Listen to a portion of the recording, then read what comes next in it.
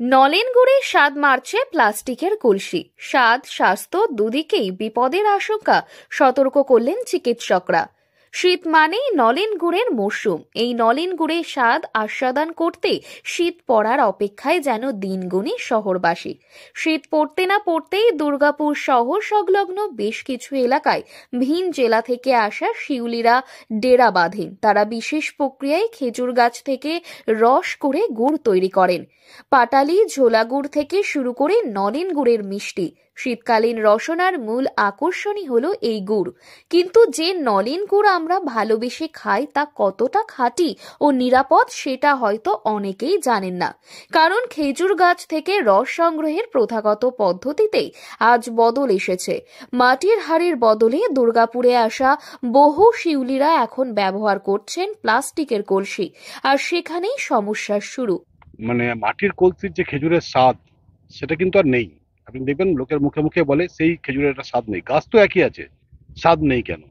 তো এর মধ্যে একটা মেন ফ্যাক্টর হচ্ছে ওই প্লাস্টিকের হাঁড়িগুলো। তো আপনি দেখবেন প্লাস্টিকগুলো যে হাঁড়িগুলো সেগুলো নিম্নমানের প্লাস্টিক দিয়ে তৈরি, আর সেখান থেকে মাইক্রো প্লাস্টিকগুলো আস্তে আস্তে রসের মাধ্যমে চলে আসছে আমাদের শরীরে, যেটা কিন্তু বিভিন্ন রোগের সঙ্গে ক্যান্সারও একটা মেন কারণ।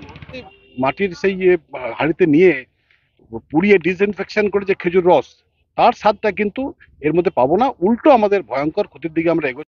স্থানীয় সূত্রে জানা গিয়েছে, আগে যেখানে খেজুর রস তুলতে মাটির হাঁড়ি ব্যবহার করা হতো, সেটিকে প্রতিদিন ধুয়ে আবার আগুনে পুড়িয়ে জীবাণুমুক্ত করা হতো। প্রক্রিয়াটি সময় সাপেক্ষ এবং পরিশ্রম সাধ্য হওয়ায় অনেকেই এখন সহজ পথ অবলম্বন করে প্লাস্টিকের কলসির শরণাপন্ন হচ্ছেন। প্লাস্টিকের পাত্র হালকা, ধোয়া সহজ এবং দামও তুলনামূলকভাবে কম। ভেঙে যাওয়ার কোনো আশঙ্কা নেই, তাই ক্রমশ মাটির হাঁড়িকে সরিয়ে তার জায়গা দখল করছে প্লাস্টিক। শিউলিদের দাবি, প্লাস্টিক ব্যবহারেও নলেন গুড়ের স্বাদ নষ্ট হয় না। আগে তো এই খেজুর গাছে হাঁড়ি লাগানো থাকতো, এখন প্লাস্টিকের কেন?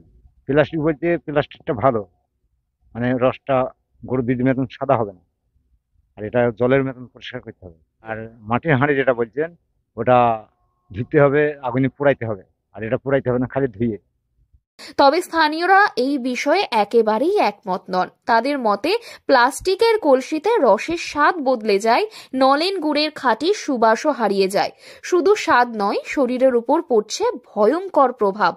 চিকিৎসকরাও সতর্ক করছেন। তাদের দাবি, প্লাস্টিকের কলসি একেবারেই নিরাপদ নয়। তো সবার আগে জানতে হবে যে প্লাস্টিকটা কি। আমাদের প্রথমে একটা কথা, সিম্পল কথা একটা, যে আমরা প্লাস্টিক বর্জন করব, ঠিক না? তাহলে প্লাস্টিক বর্জন করব যদি এটা প্রথমেই কথা থাকে, তাহলে এটাকে বর্জন করতেই হবে। প্লাস্টিকের একদম এন্ড বলছি, ছোটখাটো যে রোগ যা হয় হয়, আপনি যেটা মানুষ সবচেয়ে ভালো চেনে, শব্দতে মানুষ চেনে, সেটা হচ্ছে ক্যান্সার। হবেই, হতেই পারে। সবার আগে প্লাস্টিকটা বন্ধ করতে হবে। আর যারা গুড়ের জন্য যারা বলছে যে না মাটির হাঁড়ি কিনতে যাব, প্রচুর টাকা লাগবে, আপনি আগে 250 টাকা কিলো বিক্রি করতেন, এখন 300 টাকা কিলো বিক্রি করছেন। মাটির হাঁড়ির জন্য যদি 5 টাকা আপনার বেশি নিতে হয়, বেশি নিন, বাট ভালোটা দিন, কারোর ক্ষতিও হবে না, আপনারও ভালো লাগলো। শীতকালের রাতে খেজুর রস সংগ্রহের সময় তাপমাত্রার পরিবর্তন ও রাসায়নিক বিক্রিয়ায় নিম্নমানের প্লাস্টিকে থাকা ক্ষতিকর যৌগ খাবারই মিশে যেতে পারে। এর ফলে রস বা গুড়ের মান যেমন নষ্ট হয়, তেমনি দীর্ঘমেয়াদে ক্যান্সার সহ একাধিক রোগের ঝুঁকি বাড়ে। নলেন গুড়ের স্বাদ অব্যাহত রাখতে হলে তাই মাটির হাঁড়িতে ফেরারই আহ্বান খাদ্য রসিকদের বড় অংশের। দুর্গাপুর থেকে দীপিকা সরকারের রিপোর্ট, লোকাল 18 বাংলা।